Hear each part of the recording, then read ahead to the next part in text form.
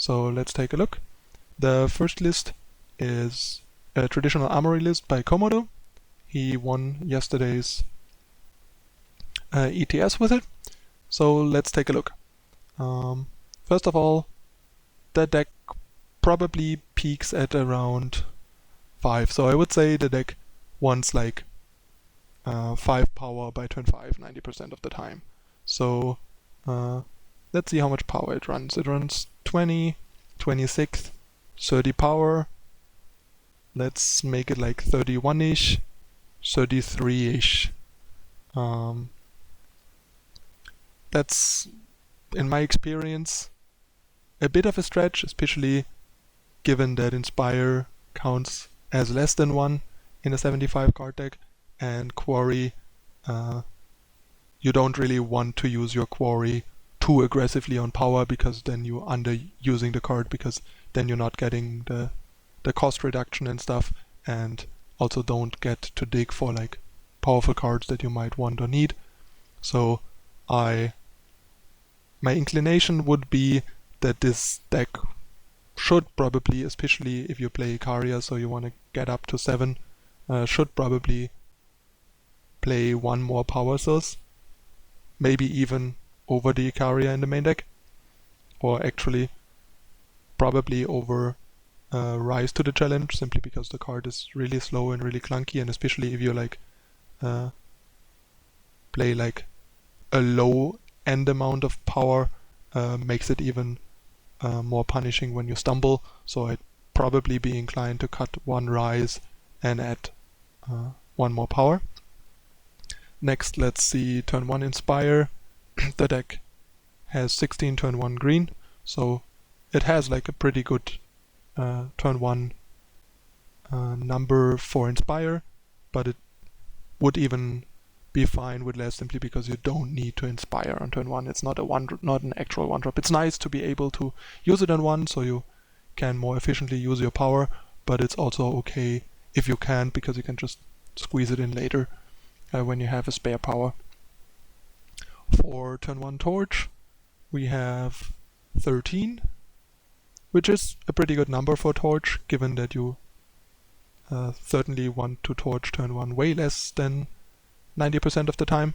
And let's say you want to Torch by turn 2 or 3 90% of the time, we would need 14 to 15 sources, and the deck runs 13, 17, so it's like super likely to be able to play its Torch by turn 2, like more than 90%. So it might almost be running too much fire influence for Torch, but we'll cross-check that with other examples. For Quarry, on turn 2, the deck would basically need, according to the chart, 16 Shadow influence by turn 2. Let's make it 15 because of the mass being slightly over with the base assumption of Frank Carsten, and I read minds working straight off of that. But what we have here is 9, 13. So we are definitely significantly under. And since I think Quarry is actually best on turn 2, so you can actually curve into your 4s on 3 or your 5s on 4 and stuff like that, I would definitely recommend adding extra shadow. So I think the best shadow influence to add would be Stonescar Banner, simply because Stonescar Banner provides both influences for Quarry, and you can simply play it depleted on turn 1, and then no matter what your other power card is, you can play your Quarry on 2. For example, if you are not having Justice, you can play turn 2 Quarry at least and use Quarry to dig for Justice, for example. So I would probably cut a Fire Sigil for Stonescar Banner to bring up the shadow to 14, and probably if I'd cut a Rise for a 27th power, that probably would be another Stonescar banner. I've played a similar power base and it actually felt pretty good, and the amount of fire the deck has is really high then, and still gives you 15 shadows, so it actually gives you close to 90% chance to play Quarry on turn 2. And yeah, still gives you a ton of fire for Icaria, Maul, Daisho and so on. So for Icaria on turn 7, like triple by turn 7, we would need 24 sources. That is something that is not too likely to happen. We have 4, 8, 13, 17 with the extra power, 18 fire sources, plus say like 19-ish, 21-ish. So we have around 21-ish fire, so we are not 90% likely to play Icaria on 7. Then again, it's only one Icaria and we can tutor for it if we want it and not tutor for it if we can't play it.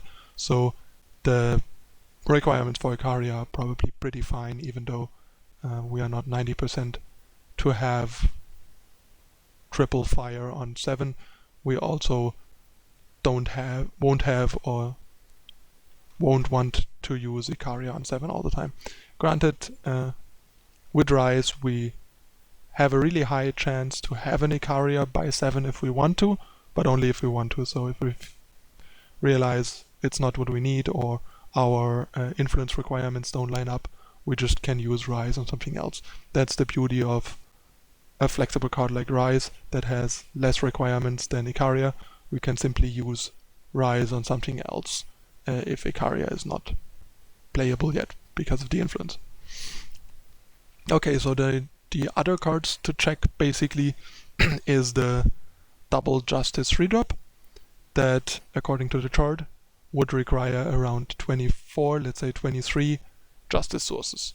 And that we are probably pretty far from. Then again, it's a card where it is reasonable to assume that you don't need to or want to play it on turn 3 90% of the time that you have it, because sometimes you just want to do something else or hold it back until they present a good target, especially in a not aggressive deck. Like in an aggressive deck like Okano, where you want to curve out and play Enforcer turn 3 anytime you have it, and it's your only turn 3 play, no matter if the opponent has a target or not, it becomes more important. But in a deck like this, you're free to just not play it on turn 3 if the opponent doesn't have a target, since you don't need to aggressively curve out. So for Justice we have 16, 20, 22 to 23, so we are actually pretty close to the requirements for turn 3 Enforcer, which is great. So in that regard, the requirements are also pretty good, and yeah, the rest basically falls in line with these requirements, and we are also pretty clearly having enough fire influence for the double red by 6. Let's see, double red by 6, 19, and we are running 5, 13, 17, 18 if we cut a Rise for Stone Scar Banner, 18 fire plus the cantrips, so we probably also slightly exceed this, which is not bad because consistency is definitely worth something.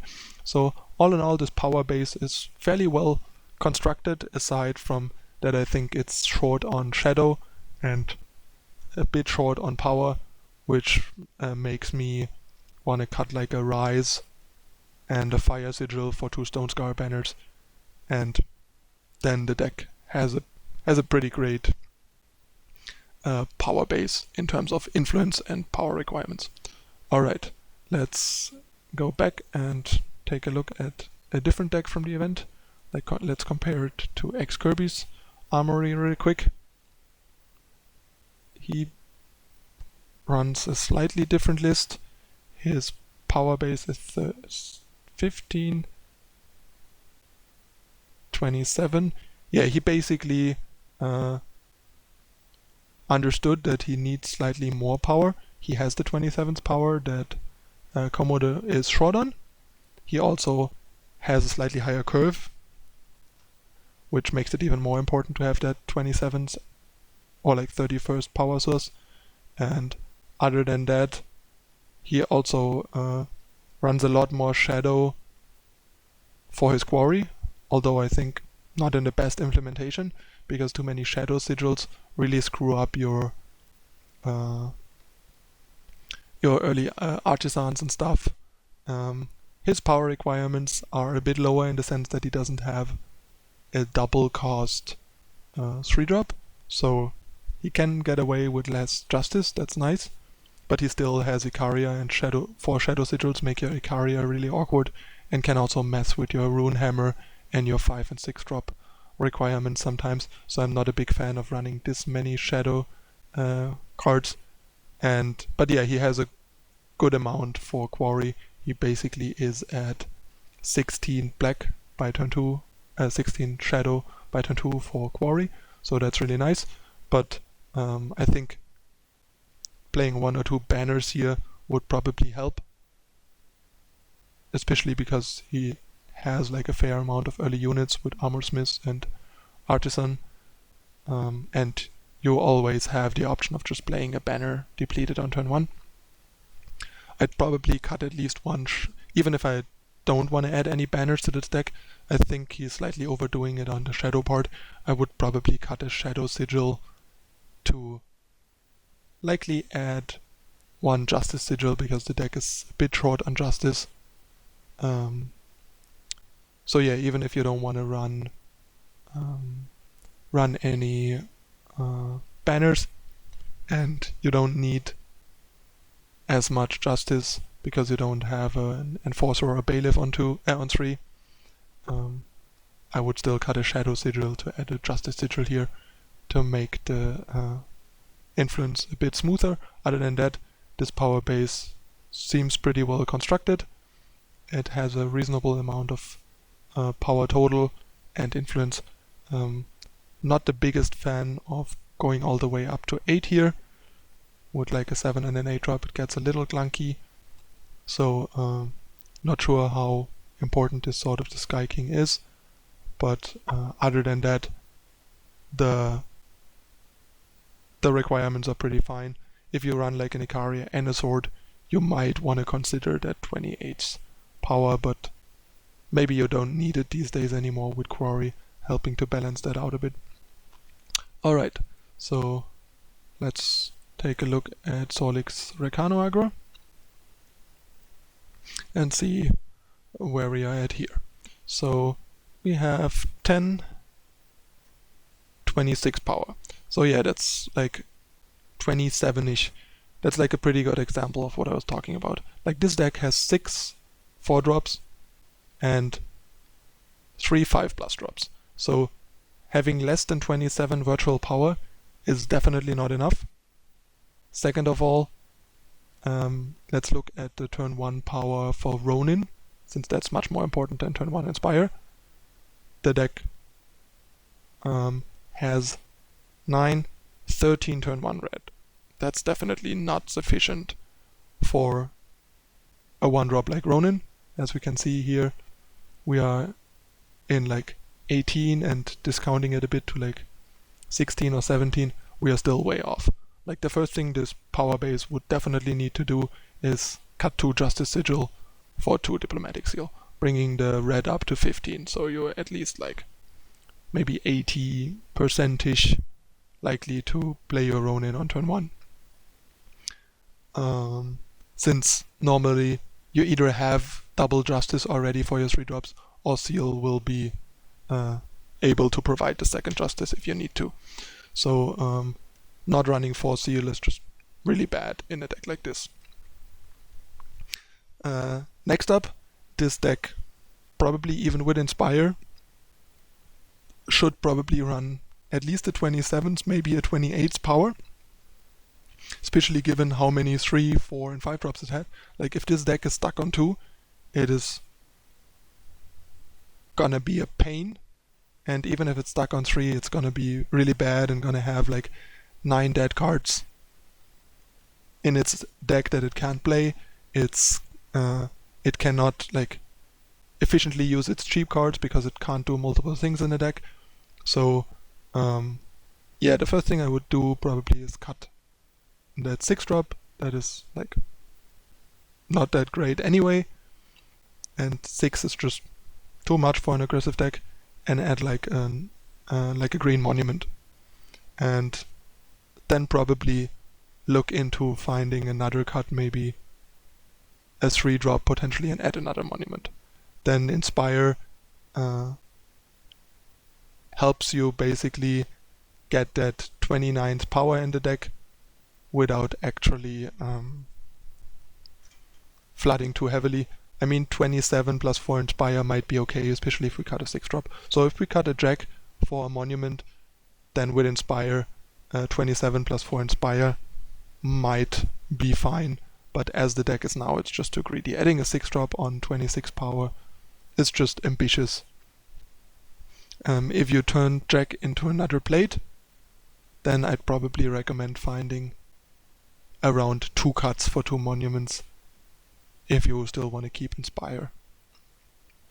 Since with 3 5-drops, I'd want at least 27 plus 4 Inspire, probably 28 plus 4 Inspire in my experience with the deck to operate smoothly, especially because Inspire needs you to have that extra spare power to use it, because if you basically have to play Inspire to find your power drops rather than curve out, you're already like about to lose, because these decks need to curve out aggressively, use its power very well, and pressure the opponent, and not take off curve drops for using Inspire to hit your power drops, because then your opponent gets all the time they need to set up and take over the game. Next we have Recano Blade from Unearthly. Another example. This has like similar requirements as the one we just saw, except Unearthly is a lot smarter about his power base. We talked about power bases and worked on Recano a bunch together, and I opened his eyes to how he is like crippling himself and his deck by only running 26 power in decks like this. Even with Inspire, that's not enough. So this has 28. I still would like to run 29 with 3 plates and no Inspires. So what I would do probably is cut a Vanquish for a Fire Sigil, which would also bring the turn 1 red for Oni and Torch up to 17, which is a really nice and comfortable number, especially if it's your only 1-drop. It's really good if you're at least like 90% likely to play a turn 1. So if you have it, you can curve out 1-2, because if even some of the time that you have it, you can't even play it on turn 1, makes your deck so much less likely to go 1-drop into 2-drop.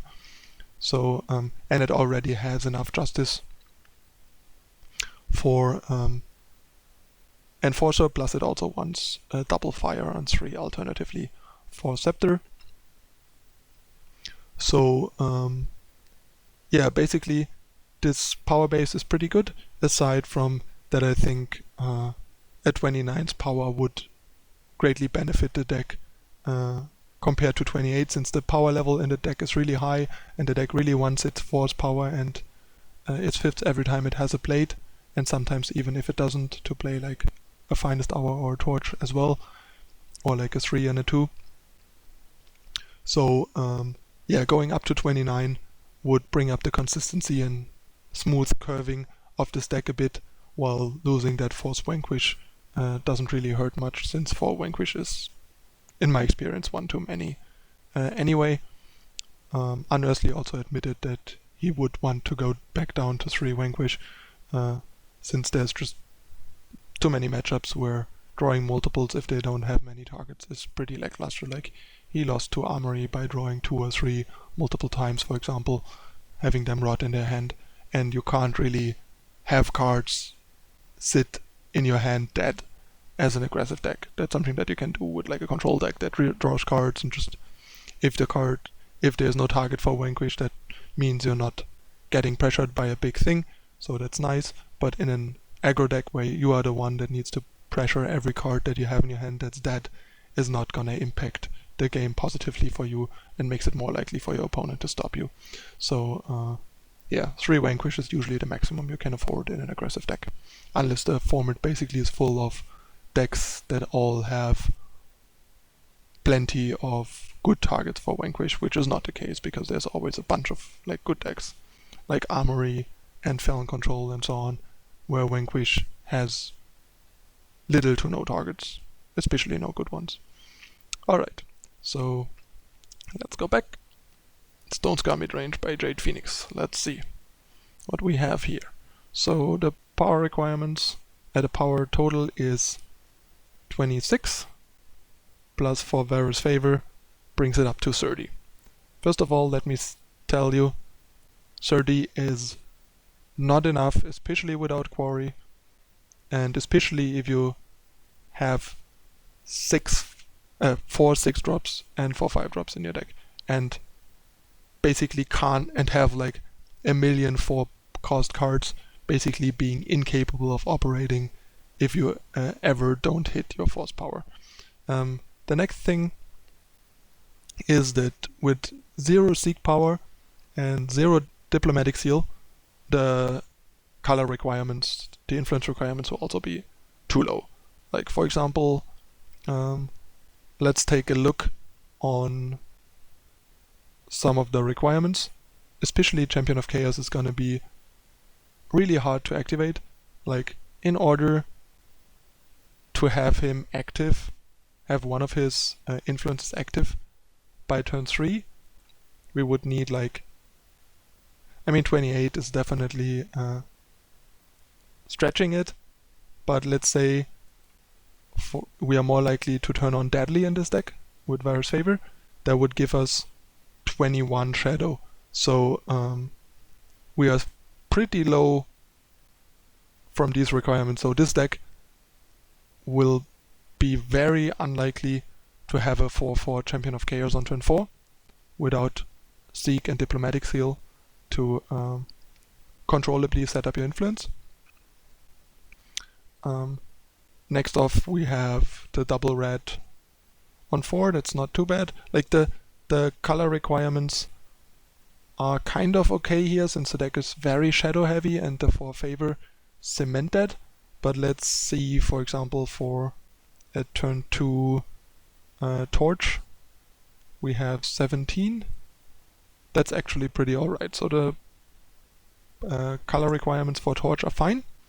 Let's check for Tyrant real quick.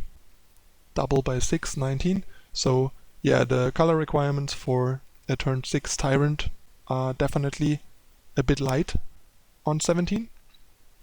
So the deck will sometimes have some problems playing Tyrant on 6, because it will not have the second fire. And yeah, the Champion of Chaos is significantly weakened in this deck.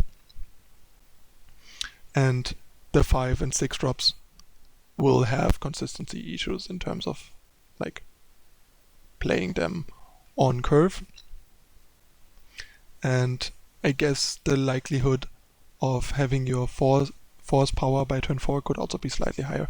So what I would definitely recommend here is probably cutting a Shadow Sigil for Seek Power, and probably at least one other card for a second Seek Power to bring up the overall power and color requirements a bit, to make the deck much more consistent at playing its 5 and 6 drops, since bringing the total power up to 31 or 32 would greatly help with that. And the deck absolutely needs to hit 6 by 6, I think. Even if it doesn't have Tyrant, there's like other things it might want to do. And yeah, bringing up the color requirements with Seek makes Tyrant much more reliable, and also makes it much easier to set up champions as 4/4s and 5/5s as early as possible. So that's definitely something to keep in mind here. Next we have Vodafone combo. It's like an interestingly high curve Combre deck, like even bigger than Big Combre basically. So this deck is a bit complicated in its power, but basically we have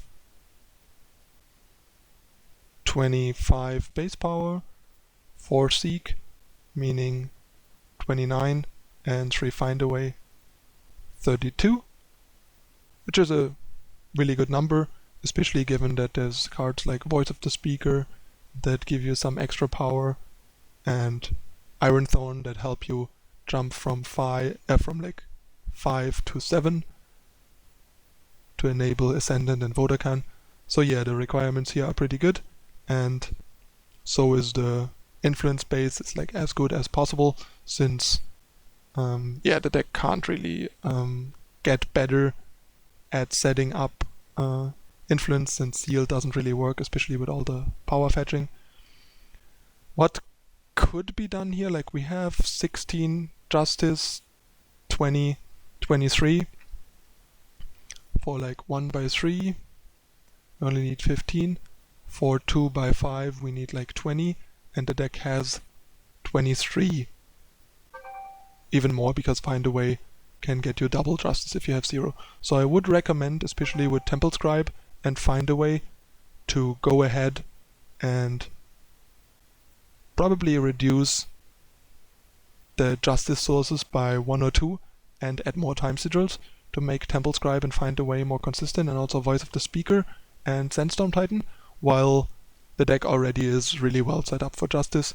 Even for Vodafone by turn 7 we would need 24-ish theoretically, but we have 16, 20, 23. If we cut 2, we would be slightly undercutting it theoretically, but practically we have Find a Way, which counts as 2 Justice if we already have time. We have Voice that can copy Find a Ways and Seek Powers Justice, and even just Justice drawn off the top, and we have Marshall that can provide us with a third Justice for Vodafone. So I would at least cut 1 Justice sigil for a time sigil, maybe 2. Other than that, power and influence looks pretty great here. One more. Regular Big Combre. So here we have a similar situation. In terms of time, we have 18, 21, 23. And in terms of Justice, we have 18, basically the same. So for our Temple Scribe on 2, we basically need 25-ish, like 24-ish. So the deck wouldn't mind having like another time.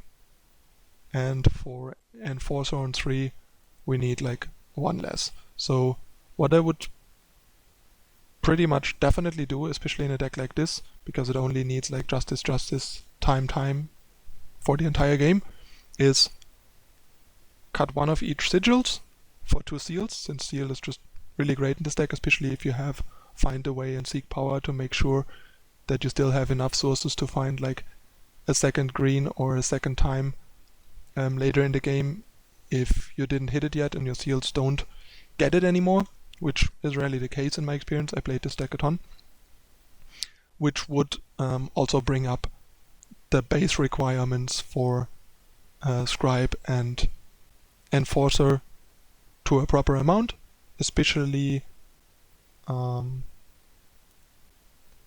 time would go up to 18, 19, 5,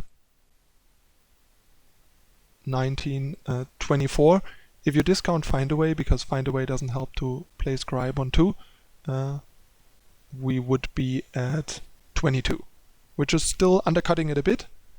And in order to adjust that further, we could potentially cut another Justice Sigil for time. So basically just cut 2 Justice Sigils for a Diplomatic Seal. That would give us 12, 20, 23 for Scribe on 2. Scribe also increases the likelihood of hitting the second Justice a bit. That would bring us to, would leave us still at 18 Justice, 21, 23 Justice for a turn 3 Enforcer, which is a pretty good number because here it recommends 24 and this is slightly overachieving, so 23 is totally fine. So yeah, I would simply cut 2 Justice Sigils for 2 Diplomatic Seals here to further optimize the otherwise great power base, basically. Alright, so let's take a look at the last top 8 deck to finish off the series, just to give you a couple different examples. Okay, this is an interesting one with a lot of like ambitious requirements in 3 colors, like Temple Scribe and a 3 faction deck, for example. Alright, so first of all, this deck absolutely wants to hit 5 with all the 5 drops. So let's see how much power it runs. 30, like 10, 18, 20, 25, 29, and no favors. So even with Quarry and Scribe, this would be at like 32-ish, and that's already kind of like being with a lot of goodwill. I mean, sure, Devour can also help a bit there, but yeah, I think this deck should probably be playing at least 1 more power. It's definitely like short on power. I've played similar decks with, like for example, the Callus deck that I recorded with quite a while ago had the same kind of power base, 25 plus 4 power fetchers, and had a much lower curve. Like it only had like 2 stashes and like no other 5 drops. And if I would, and a similar amount of cantrips basically, and if I would play this many 5 drops, I would at least want 1 or even 2 more power cards to reliably hit my 5 on 5. So yeah, I think this deck is definitely skimping on power too much and should add 1 or 2 more power. Not sure over what, but it definitely should play more, especially because extra power also means more Ephemeral Wisp. More Ephemeral Wisp makes it more likely for Vault to draw extra cards, and so on. So let's check the colors. We have like 8, 10, 18, 22 time for Scribe. That's okay-ish, I guess, for a 3 faction deck. It's not that likely to get that much better. Let's see how much we have for turn 1 drone. We only have 6. Well, that's kind of to be expected. This deck is also like probably not particularly relying on turn 1 drone, so that's alright. Let's see about the turn 2 quarry requirements. So we have 10, 12, 16 by turn 2. So yeah, that's quite alright. And for Shadow we have 17, so that's okay. For like the double Shadow on Oblivion Spike, let's check that real quick. We have 17, double by 5. So yeah, we are a bit low here, but between Quarry and the cantrips and Devour, it's kind of okay. But yeah, I think the extra power this deck needs to add would be 1 more Shadow Source. Other than that, the color requirements are actually quite alright, simply because the deck has managed to put a lot of time in the deck to make Scribe playable, while at the same time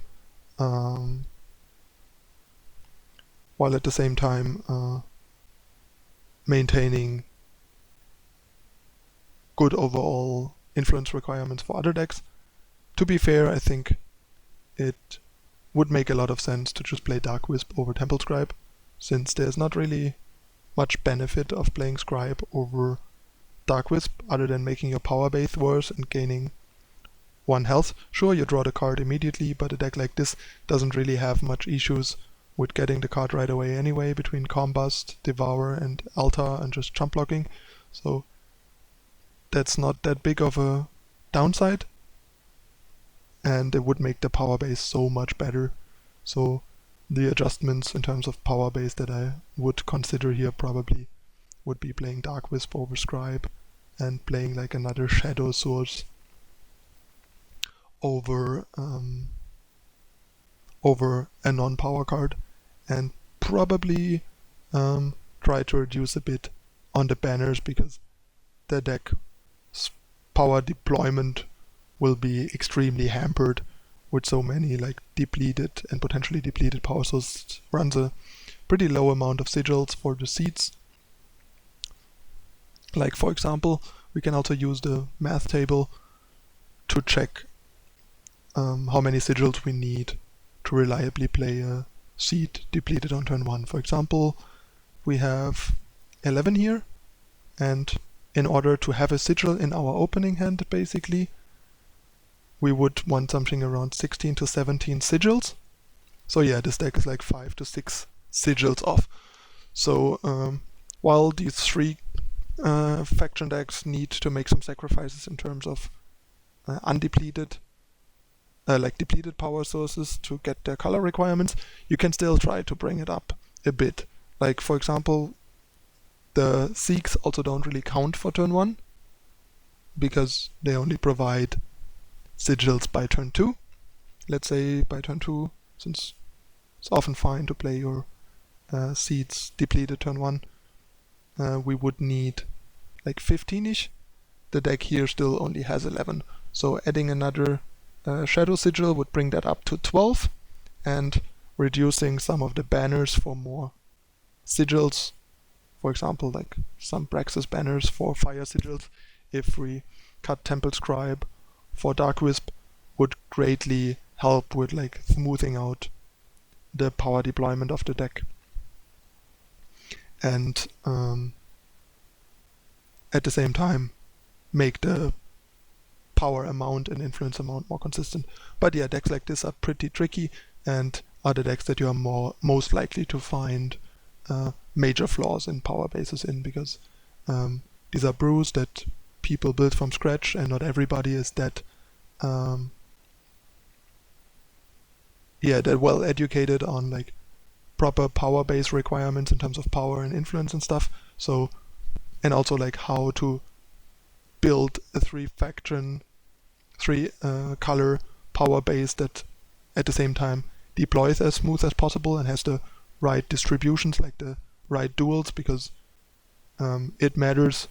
For example, as we saw in the Armory case, if you have a Stone Scar banner that provides you both colors immediately for all of your Stone Scar cards, compared to like say an Argent Port banner that only provides half and makes it more likely that you still are short, like Argent Port and Recano banner, which makes it more likely that you're still short on one of the two influences on the Stone Scar card, for example. So if you run, for example, an Armory deck that runs only Stone Scar cards as shadow cards, you want to skew your dual lands towards Stone Scar dual lands to provide shadow, since Argent Port and Recano duels to provide fire and shadow are much worse than Stone Scar cards, because every single Stone Scar power source, influence source you draw turns on all your shadow cards in the deck, while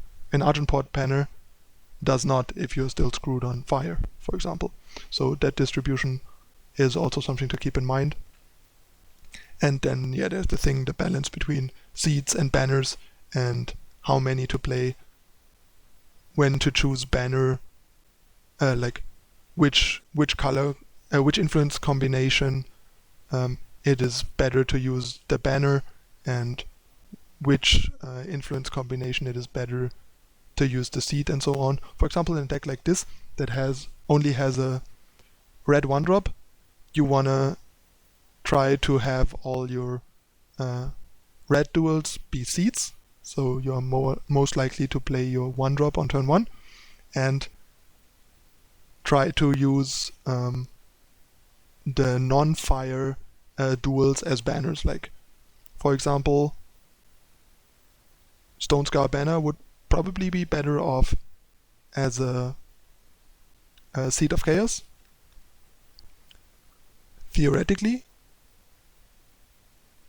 But since there's already all the seeds and banners in the other two cases, it kind of doesn't fully apply here. But normally, if there wouldn't be 8 of both of those, I would definitely want to turn the Stone Scar banner into Seed of Chaos, into 2 Seeds of Chaos, and probably turn 2 Seed of Mystery, or like a Seed of Mystery into a Xenon banner, and a Seed of Impulse, like 2 Seed of Mystery into 2 Xenon banner, simply because we want to maximize red seeds for our drone, and it's fine to have the Xenon influence as banners, but since we are already maxed out on both Xenon lands, that doesn't really work here, and I guess the guy decided that he rather has more banners than more seeds to be able to play his power undepleted on 4 and 5, on like 3, 4, and 5 with his 2 and 3 drops, making it more likely to curve out after he plays his first unit, since his low sigil amount makes seeds much worse in this deck. But yeah, it is definitely a tricky thing to build a proper power and influence base that at the same time has the right duals for the right influence combinations, and also is set up to curve out as smoothly as possible based on how many units and sigils your deck is running. So pay close attention to that when building new decks or adjusting decks that you find online and are tweaking and tuning that are not optimal yet. And yeah, that concludes this quite complicated but very important topic for today. I hope you guys could follow me on my trail of thought through the entire topic and all these deck examples, and took something away from here. I get that it's pretty complicated and not that easy to follow, so maybe I would recommend rewatching it a couple times, and also maybe opening your own decks while watching it and cross-checking with what I'm giving as guidelines and talking about. And yeah, I really hope you found this interesting and helpful. As usual, if you did so, please like and subscribe and follow me on social media for further updates. And if there's any questions still after everything I covered, please feel free to ask them in the comments. I try to answer as thoroughly as possible. And yeah, I hope this will help a lot in making the community better at power and influence bases, and also helps newer people that come from games like Hearthstone and Yu-Gi-Oh, where you aren't really confronted with power bases and color requirements, and this is like a new and complicated thing, to get the basics and get a guideline on how to properly do these things, and yeah, succeed at deck building and deck tuning and making your decks run as consistent and smooth as possible. Alright, that's it for today. Thanks for watching. See you next time. Bye.